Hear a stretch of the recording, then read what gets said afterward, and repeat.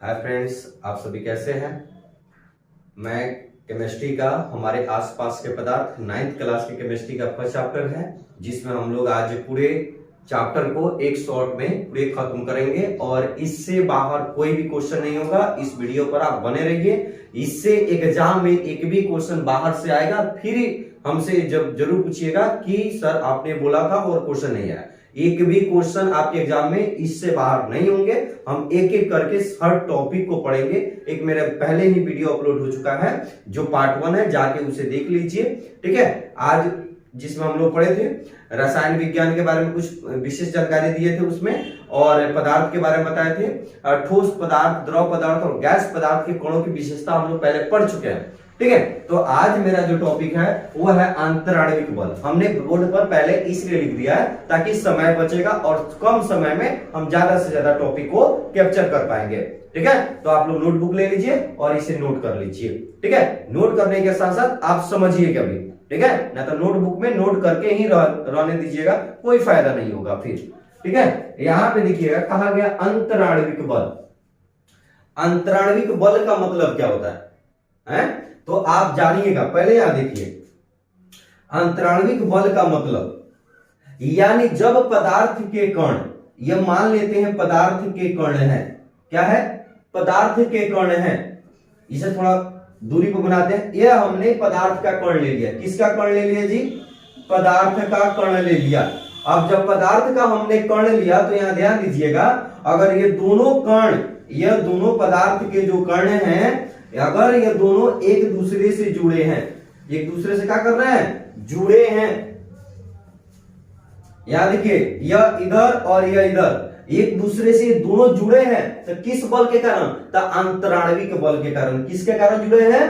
तो अंतराण्विक बल के कारण। वही कहा गया है जिस बल के कारण पदार्थ के कण एक दूसरे से जुड़े रहते हैं उसे कौन बल कहते हैं? अंतराण्विक बल। और यही अंतराण्विक बल के कारण बहुत सारे कण आपस में क्या होते हैं? जुड़े रहते हैं। तो यहां ध्यान दीजिएगा, अगर यह कण और यह कण एक दूसरे से जुड़ा हुआ है, इसका मतलब कौन बल है?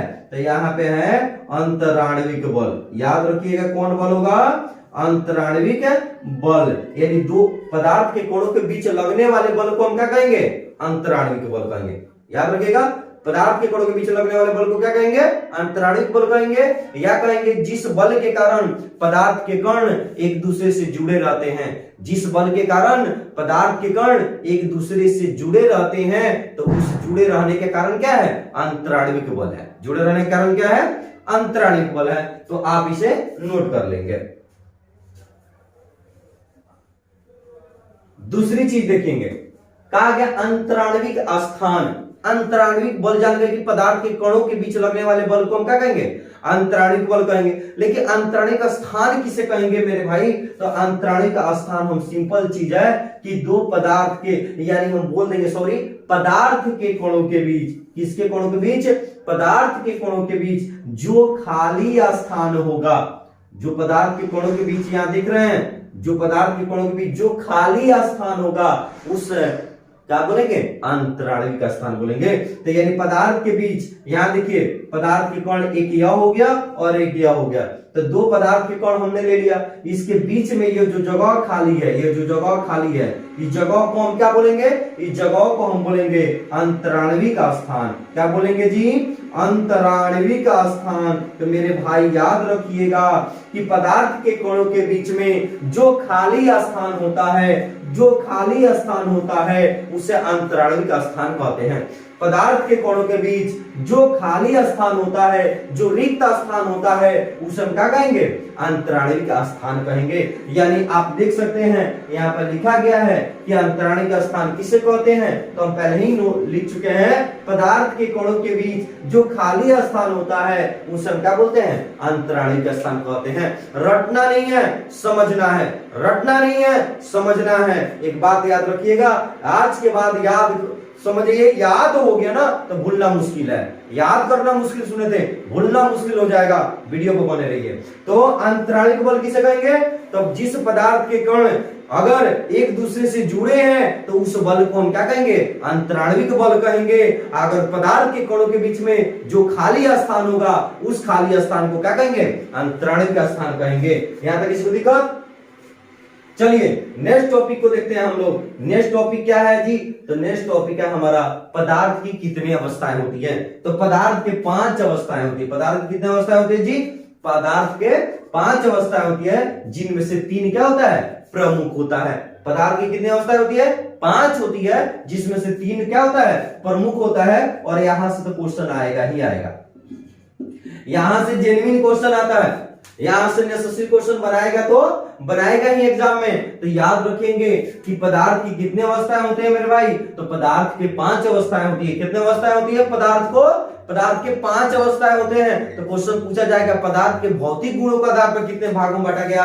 तो पदार्थ के भौतिक गुणों के आधार पर 3 वर्गों में बांटा गया है। अब पदार्थ के रासायनिक गुण के आधार पर कितने वर्गों में बांटा गया है? तो रासायनिक गुण के आधार पर कितना में? 5 वर्गों में। तो याद रखेंगे मेरे भाई कि पदार्थ को कितने भागों में बांटा गया है? तो पदार्थ को 5 भागों में बांटा गया है। किसके गुण पर? रासायनिक गुण के आधार पर। तो चला जाए, इसे हम समझेंगे कि क्या है। तो पहला क्या है? ठोस है। पहला क्या है मेरे भाई? ठोस है। दूसरा क्या है? द्रव। तीसरा क्या होगा? गैस। चौथा क्या होगा? प्लाज्मा। और पांचवी क्या होगा? बीसी। एक एक करके इस टॉपिक को जानना है, समझना है, ताकि एग्जाम में रिलेटिव इससे क्वेश्चन नेसेसरी आता है। सब्जेक्टिव याद रखिएगा, सब्जेक्टिव प्लस ऑब्जेक्टिव, ये दोनों क्वेश्चन आपसे एग्जाम में पूछेगा। सब्जेक्टिव भी रहेगा और ऑब्जेक्टिव भी रहेगा, याद रखिएगा। सब्जेक्टिव भी देगा, ऑब्जेक्टिव भी। तो चलिए यहाँ पे ठोस किसे कहेंगे? याद रखिएगा, ठोस किसे कहेंगे? यानी जिस पदार्थ का आयतन, आकार एवं सीमा रेखाएं निश्चित होगा। जैसे मान लेते हैं, यहां देखिएगा मेरे भाई कि यह क्या हो गया? हमने एक ईंट बना लिया। क्या बना लिया? एक हमने ईंट बना लिया। और ईंट का क्या बाबू? ईंट बना लिया। क्या बना लिया? ईंट। तो बताइए ईंट का आकार होगा कि नहीं होगा? होगा। और आकार निश्चित होगा। ये नहीं है कि ईंट को यहां से उठाकर वहां रख दीजिएगा तो आकार टेढ़ हो जाएगा, या सोचता हुआ टेढ़ हो जाएगा, ऐसा होगा? नहीं होगा। यानी इसका आकार क्या होगा? निश्चित होगा। आकार क्या होगा? निश्चित होगा। आकार किसे कहते हैं? तो जो भी वस्तु जितना जगह छेकेगा उसे हम क्या कहेंगे? आकार कहेंगे। इतना याद रखिएगा, जो भी वस्तु जितनी जगह छेकेगी उसे हम आकार कहेंगे। तो मेरे भाई याद रखिएगा, इसका आकार भी निश्चित होगा। इसका वजन, आयतन, क्या बाबू? आयतन मेरे भाई, इसका आयतन होगा। अगर 5 किलो का होगा, 4 किलो का होगा, 2 किलो का होगा, 3 किलो का होगा, जो भी वजन होगा उसका होगा ना, निश्चित वजन होगा। एक यानी वहां पर जितना होगा यहां पर भी लाने पर होगा। अगर यहां से ईंट उठाकर हम यहां रख दें तो जितना वजन यहां था उतना ही वजन यहां भी होगा। ऐसा नहीं है कि वजन कम हो जाएगा। तो आयतन भी निश्चित हो गया। सीमा रेखा, तो इसकी जितनी सीमा है उतना ही रहेगा। जितनी इसकी सीमा है उतना ही रहेगा। इसका मतलब है कि हम उससे ठोस पदार्थ कहेंगे जिसका ना आकार बदलेगा, ना आयतन बदलेगा और ना सीमा रेखाएं बदलेगी। वो निश्चित है, जैसा है वैसा ही रहेगा। इसका मतलब है उसे हम क्या कहेंगे? ठोस कहेंगे। जैसे में आप देखिए, जैसे में हम क्या लिखेंगे? ईंट को लिख सकते हैं। उसके बाद क्या लिख सकते हैं? पत्थर को लिख सकते हैं। एक पत्थर जितना वजन का होगा बाद में उतना ही, एक स्थान से दूसरा स्थान ले जाएंगे तो वजन कम हो जाएगा? नहीं होगा। ठीक है, कितना लोग दिमाग नहीं लगा देगा कि लेके जाएंगे तो उसमें से झड़ जाएगा, फूट जाएगा, वैसा दिमाग में नहीं लगाना है। तो ईंट हो जाएगा, पत्थर हो जाएगा, लोहा क्या हो जाएगा? ठोस होगा कि नहीं होगा? होगा। ठीक है, लेकिन गूथा हुआ मिट्टी, तो याद रखिएगा गूथा हुआ मिट्टी कभी नहीं हो सकता है। काहे नहीं हो सकता है? कारण है। क्या कारण है मैं आगे बताऊंगा। ठीक है, तो इतना याद रखिएगा कि ईंट हो जाएगा, पत्थर हो जाएगा, लोहा हो जाएगा, लकड़ी हो जाएगा। क्या हो जाएगा बाबू? लकड़ी हो जाएगा। और बहुत सारी चीज है तो हम लिख देते हैं इत्यादि। तो यानी वैसे उस पदार्थ को आप ठोस कहेंगे जिसका ना आयतन बदलेगा, ना आकार बदलेगा और ना उसकी सीमा रेखाएं बदलेगी। तो इसे आप लोग नोट कर लीजिए।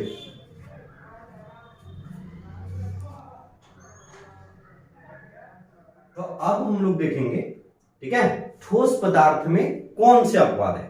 अभी हमने पढ़ा कि ठोस पदार्थ किसे कहते हैं, तो जिस पदार्थ का आयतन, आकार एवं सीमा रेखा निश्चित होगा उसे हम ठोस पदार्थ कहेंगे। लेकिन कुछ ऐसा पदार्थ है जो ठोस दिखेगा लेकिन ठोस होगा नहीं, उसे हम कहते हैं ठोस का अपवाद। आपके सामने है ठोस पदार्थ का अपवाद। जैसे गीली मिट्टी, देखिएगा कि मिट्टी को आप सान दीजिए, ठीक है, और उस पर जब बल लगाइएगा तो देखिएगा उस पर जब बल लगाइएगा तो उसके आकार में परिवर्तन होगा।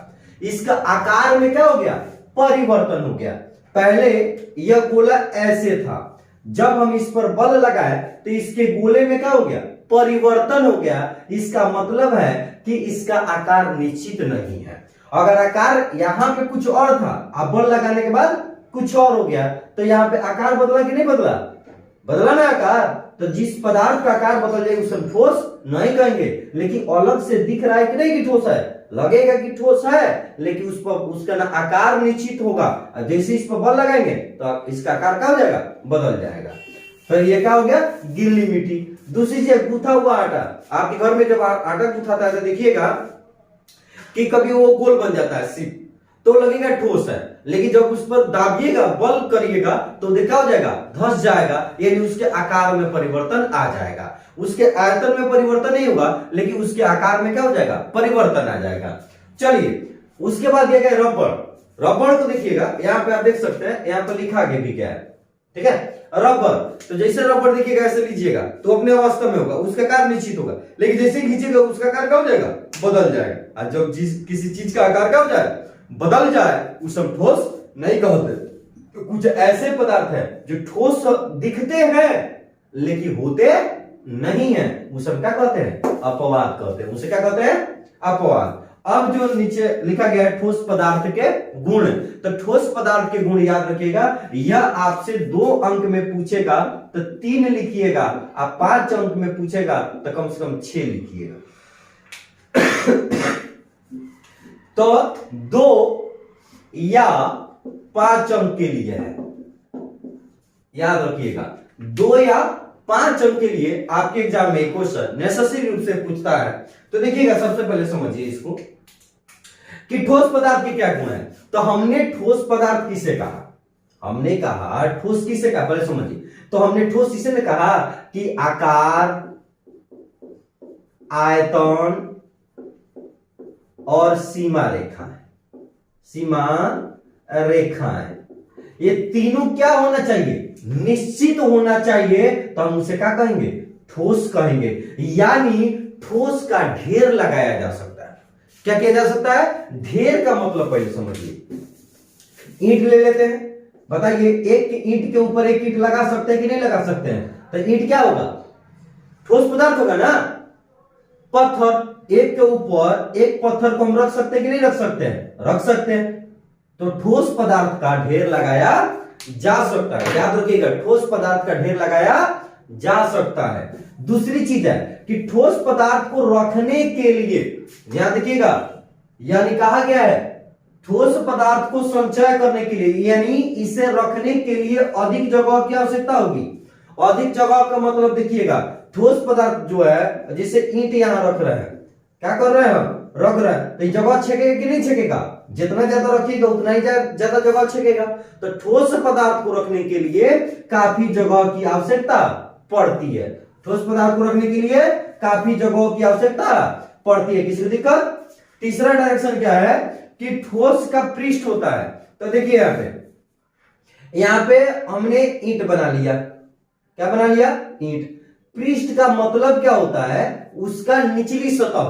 पृष्ठ का मतलब क्या होता है, अगर मान लेते हैं यह मार्कर आप देख रहे हैं, ये इसका पृष्ठ का क्या होगा, इसका पृष्ठ कौन होगा, इसका निचला सतह। तो जब ईंट जिस सतह पर रखेंगे तो उसका सतह ही क्या होगा, पृष्ठ होगा। तो जब कोई चीज को ढेर लगाते हैं, रखते हैं किसी चीज पर, जब रखते हैं तो वो क्या होगा, सतह होगा ना। तो ठोस पदार्थ का क्या होता है, पृष्ठ होता है, याद रखिएगा। पूछेगा कि किस पदार्थ का पृष्ठ होता है, तो ठोस का भी पृष्ठ होता है। आगे हम पढ़ेंगे द्रव का भी पृष्ठ होता है, लेकिन गैस का नहीं होता है।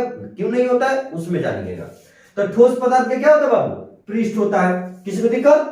उसके बाद हम लोग क्या पढ़े हैं कि ठोस पदार्थ के कणों के बीच अंतराणविक बल बहुत अधिक लगता है। तो देखिएगा ठोस पदार्थ के कण, उसमें जाके देखिए एक वीडियो हम डाले हैं, ठोस पदार्थ के कण जो होगा वो काफी सटा रहता है। यही कारण है कि ठोस पदार्थ काफी क्या होता है, मजबूत होता है। लोहा, पत्थर, लकड़ी, दीवार, इस जो भी चीज ठोस पदार्थ है ये काफी क्या होगा, मजबूत होता है। मजबूत होने का कारण है क्योंकि पदार्थ के कण एक दूसरे में क्या होते हैं, काफी घने सटे रहते हैं, जिसके कारण उसमें क्या होता है, बल बहुत अधिक लगता है और इसीलिए वो क्या होता है, मजबूत होता है।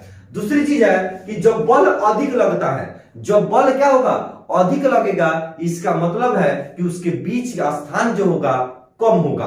काहे कि जब बल लगेगा इधर से तो इसकी बीच की दूरी क्या हो जाएगी, कम होगी। तो बल जब लगता है तो बीच की दूरी क्या हो जाती है, कम होती है। तो याद रखना होगा मेरे भाई कि जब बल लगेगा तो बीच की दूरी क्या हो जाएगी, कम हो जाएगी। क्या हो जाएगी बीच की दूरी, तो बीच की दूरी कम हो जाएगी। इतना बात आपको ध्यान में रखना होगा। दूसरी चीज है, तो यहां पे फिर बताया गया है जिस ठोस पदार्थ के कणों के बीच अंतराणु, ठोस पदार्थ के कणों के बीच अंतराणु जो क्या होगा, बल होगा वो अधिक लगेगा। तो बल अधिक तो आस्थान कम, आस्थान अधिक तो बल कम होगा। यहां किसी को दिक्कत नहीं। अब देखिएगा ठोस पदार्थ को रखने के लिए बर्तन की आवश्यकता नहीं पड़ती है, ईंटा, पत्थर, ठीक है। अगर इस चीज को आप रखते हैं तो उसे रखने के लिए बर्तन की आवश्यकता नहीं पड़ती है। आप यही इस तरह रख सकते हैं कोई, काहे कि वो वहां से बहे होने वाला नहीं है, पानी नहीं है कि बह जाएगा, ठीक है। तो ठोस पदार्थ को रखने के लिए बर्तन की आवश्यकता नहीं पड़ती है। इसका घनत्व ऊंच होता है, ठोस पदार्थ का घनत्व क्या होता है, ऊंच होता है। कारण है काहे कि उसका जो कण होगा एक दूसरे में काफी सटा रहता है, जिसके कारण उसका घनत्व ऊंच होता है, जिसका कारण उसका घनत्व क्या होता है, ऊंच होता है। बताइए कौन मजबूत होगा जी, जो व्यक्ति एक दूसरे में एकता रखेगा वही ना मजबूत होगा। अब देखिएगा इसमें इसे बहुत कम संपीड़ित किया जाता है। संपीड़ित का मतलब होता है दबाना। क्या संपीड़ित का मतलब क्या होता है, दबाना। तो इसे बहुत कम दबा सकते हैं। लोहा को देखिएगा कम दबा, ज्यादा दबाइएगा लोहा फाट जाएगा। लकड़ी है उसमें आप पतला काटी मार सकते हैं, ज्यादा मोटा मारिएगा तो उतना लकड़ी फाट के क्या हो जाएगा, बाहर निकल जाएगा। यानी ठोस पदार्थ को बहुत कम संपीड़ित किया जा सकता है। जिस पदार्थ का आयतन निश्चित हो किंतु आकार एवं सीमा रेखाएं अनिश्चित हो, जैसे यहां देख लीजिए, यहां हम 3 बर्तन बनाते हैं और तीनों का आकार जो है वो अलग अलग रखते हैं, ठीक है। तीनों का आकार क्या रख देते हैं, अलग अलग रख देते हैं। यहां देखिएगा इसमें 1 लीटर हमने दूध डाल दिया। क्या डाला, दूध, 1 लीटर दूध डाल, तो इसमें डाला तो इसका आकार दूध यहां तक ले आ गया, 1 लीटर दूध वहां तक ले चला गया। फिर इस 1 लीटर दूध को इसमें डाल दिया। क्या डाल दिया, इसमें। और लीटर यानी मात्रा याद रखिएगा, कति है ये, आयतन है। कति है बाबू, आयतन, यानी मात्रा क्या होगा, आयतन होगा। तो याद रखिएगा 1 लीटर क्या हो गया, आपका आयतन हो गया। फिर 1 लीटर दूध को हमने फिर इस बर्तन में डाल दिया, ए से बी में डाल दिया, ठीक है। ए से किस में डाल दिया, बी में। अब यह 1 लीटर दूध आया तो यहां तक ले हो गया, यानी यहां पे 1 लीटर दूध इतना आकार छेका और यहां पे 1 लीटर दूध इतना आकार छेका। और फिर बी में, जो बर्तन बी में है उसको यहां इसमें डालना, तो देख रहे हैं कि यहां पे आ रहा है। यानी हमने क्या देखा कि इसमें जो हमने दूध डाला 1 लीटर, उसका जगह यहां ज्यादा छेका, लेकिन इसके अपेक्षा इसमें जगह कम छेका, इसके अपेक्षा इसमें जगह कम छेका। कारण क्या रहा, तीनों में 1 लीटर दूध है, आयतन निश्चित रहा, आयतन निश्चित रहा, लेकिन सीमा बदल गया, आकार बदल गया, सीमा बदल गया, आकार बदल गया। यहां देखिए, यहां इतना जगह छेका तो इसका इतना आकार दिखा, यहां पे इतना आकार दिखा, यहां पे इतना आकार दिखा। तीनों में अलग अलग आकार दिखा, यानी आयतन निश्चित रहा, आकार और सीमा रेखा बदल गया। वैसे पदार्थ को हम क्या कहेंगे, द्रव कहेंगे। जैसे में दूध, ठीक है, पानी जो आसानी से बह जाए, तेल इत्यादि, बहुत कुछ होगा, ठीक है। तो जो आसानी से बह जाएगा, जिसका आयतन निश्चित होगा लेकिन आकार एवं सीमा रेखा निश्चित नहीं होगा, वो पदार्थ नहीं होगा, ठीक है। सॉरी वो द्रव पदार्थ होगा। वो क्या होगा? फिर नेक्स्ट हम देखते हैं द्रव पदार्थ के गुण। क्या देखेंगे? द्रव पदार्थ के गुण। तो देखिए इसमें हम अभी में यहां पे एक बर्तन बनाए और इसमें जब हम पानी रखें तो पानी का सतह है कि नहीं है भाई? पानी का सतह है कि नहीं? तो ये पानी का सतह ही क्या कहलाएगा? पृष्ठ कहलाएगा। इसका मतलब ठोस पदार्थ का भी पृष्ठ था और द्रव पदार्थ का भी पृष्ठ होता है। तो याद रखना है, ठोस का भी पृष्ठ होता है और द्रव का भी क्या होता है? पृष्ठ होता है। तो याद रखिएगा, द्रव पदार्थ को रखने के लिए बर्तन की आवश्यकता पड़ता है। अब देखिएगा, तेल को, दूध को, पानी को किस में रखते हैं? किसी न किसी बर्तन में रखते हैं। अगर उसको मिट्टी में रख दीजिएगा तो मिट्टी सूख जाएगा, ना तो बह जाएगा, है ना। तो ठोस पदार्थ को रखने के लिए बर्तन की आवश्यकता नहीं पड़ा, क्योंकि उसे कोई रख दीजिए पड़ा रहेगा। लेकिन द्रव पदार्थ तो ऐसा नहीं है, वो आसानी से क्या हो जाएगा? बह जाएगा। तो इसीलिए ठोस पदार्थ को रखने के लिए हमें किसकी आवश्यकता पड़ती है? बर्तन की आवश्यकता पड़ती है, ताकि उसे सुरक्षित हम रख सके। द्रव पदार्थ का पृष्ठ होता है, यह भी आप यहाँ पे देखें, यह लिखा है द्रव का पृष्ठ होता है, चाहे वहीं लिखे द्रव पदार्थ का पृष्ठ होता है, ठीक है। एक ही चीज वो लिखा गया। द्रव तरल पदार्थ है जो स्वतंत्रता रूप से बहती है। द्रव क्या है? तरल पदार्थ है जो स्वतंत्रता, अगर या पानी को अगर यहां गिरा दीजिएगा तो वो अपने मन बहना क्या हो जाएगा? शुरू हो जाएगा। यानी द्रव जो है, द्रव क्या है? एक तरल पदार्थ है। द्रव क्या है जी? तरल पदार्थ है जो आसानी से क्या होगा? बहेगा। द्रव के कण एक दूसरे में मिश्रित होते हैं। देखिएगा, ये जो द्रव का कण होगा, जो पानी होगा, जो बहेगा, एक दूसरे में मिश्रित होगा, एक दूसरे में क्या होगा? मिला हुआ होगा, ठीक है। तो चलिए हम लोग गैस के बारे में जानते हैं। गैस के साथ गैस पदार्थ। अब देखिए, गैस पदार्थ है यानी जिस पदार्थ का आयतन एवं आकार अनिश्चित हो, ना उसका आयतन निश्चित हो और ना उसका आकार निश्चित हो, तो हम समझ जाएंगे कि गैस होगा। क्या कि दोनों निश्चित नहीं होगा और निश्चित होगा। जैसे मान लेते हैं, आप देखिएगा गैस का सिलेंडर तो आप लोग देखे होंगे। तो देखिएगा जो भी सिलेंडर होता है उसका, ठीक है, उसका जो भी सिलेंडर होगा जिसमें गैस को रखा जाएगा, तो उसमें से जो गैस बाहर निकलेगा, ठीक है, जो गैस क्या होगा? बाहर निकलेगा। अगर इसमें से 15 किलो गैस है, ठीक है, अगर दूसरा सिलेंडर में रखेंगे तो 15 केजी गैस नहीं होगा। क्यों नहीं होगा? क्योंकि गैस उड़ जाएगा। गैस क्या हो जाएगा? उड़ जाएगा, जिसके कारण गैस की आयतन में क्या हो जाएगा? कमी आएगा। तो याद रखिएगा, गैस का आयतन कभी भी निश्चित नहीं होता है। अगर 20 किलो गैस को लाते हैं तो 20 किलो नहीं होगा, 18 किलो होगा या 19 किलो होगा। क्योंकि गैस को भरते समय में वो गैस क्या होता है? लीक कर जाता है, जिसको से उसकी आयतन निश्चित नहीं होता है। दूसरी चीज है कि गैस का पृष्ठ नहीं होता है। यहां पे देखिए, गैस पदार्थ के गुण देखिए, गैस का पृष्ठ नहीं होता है, क्योंकि जब यहां गैस रखिएगा तो देखिए गैस ऊपर पे होगा। क्या कि इसका घनत्व जो होगा, घनत्व होगा बहुत कम होता है। बहुत क्या होता है?